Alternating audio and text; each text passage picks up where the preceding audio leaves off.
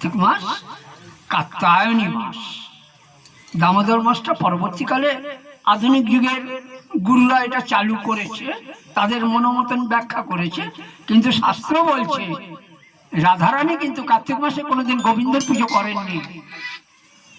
কার্তিক মাসে দেবী কাত্যায়নীর কাছে প্রার্থনা করেছেন যে নন্দ গোপ শীতং দেবী পতিং মে কুরুতে মম। নন্দ ঘোষের বাড়িতে আপনার যে পালিত পুত্র আছে সেই গোবিন্দকে আমি পতিরূপে চাই, আমাকে পতিরূপে দান করুন। আচ্ছা বলুন তো মায়েরা, আপনারা কার মতন স্বামী চান?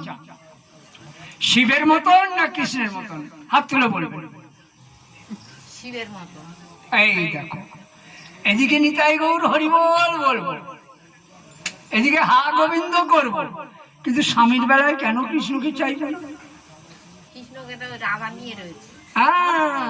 তাহলে তোমরা কৃষ্ণকে পুরো ভক্তি করো না। শুধু কৃষ্ণ রাধা নিয়ে নয়, তোমার কি ভালো লাগবে তোমার স্বামী যদি কৃষ্ণের মতন 1600 গোপিনীর মতন 1600 মেয়ের সঙ্গে ঘুরতো পেছন পেছন? 1600 তো দূরের কথা, একটা মেয়ের সঙ্গে ঘুরতে শুনলে তুমি যে প্রিয় স্বামীর মুখ ভেঙে দেবে। তাহলে তোমাদের কারুর কৃষ্ণ ভক্তি নেই, তোমরা মূলে সবাই শিব ভক্ত। তোমরা কি বলো পাড়ার লোককে? বলতে নেই বাবা আমার স্বামী যেন ভোলানাথ। বলতে কেমন ভালো লাগে বলো তো? তাহলে আমি প্রমাণ করে দিলাম তোমরা কিন্তু কেউ কৃষ্ণ ভক্ত নয়, তোমরা সবাই আসলে শিব ভক্ত। কেন? পতি তো দেবতা। কে দেবতা তোমাদের? পতি। আর পতিকে কার মতন চাইছো? ভোলানাথের মতন। শিবরাত্রিতে কি করতে জল ঢালতে যাও তোমরা মায়েরা বলো তো? যেন শিবের মতন বর পায়। তাহলে কৃষ্ণ ভক্তিটা তোমাদের সব মিথ্যা, সাজানো। আমি কিন্তু প্রমাণ করে দিলাম আজকে।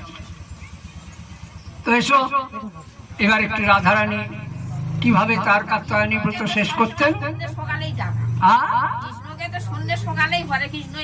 ডাকে, কিন্তু স্বামীর বেলায় কৃষ্ণকে কেউ খোঁজে না। সুতরাং কৃষ্ণ তোমাদের দেবতা নয়, তোমাদের প্রধান দেবতা ভোলানাথ। সেই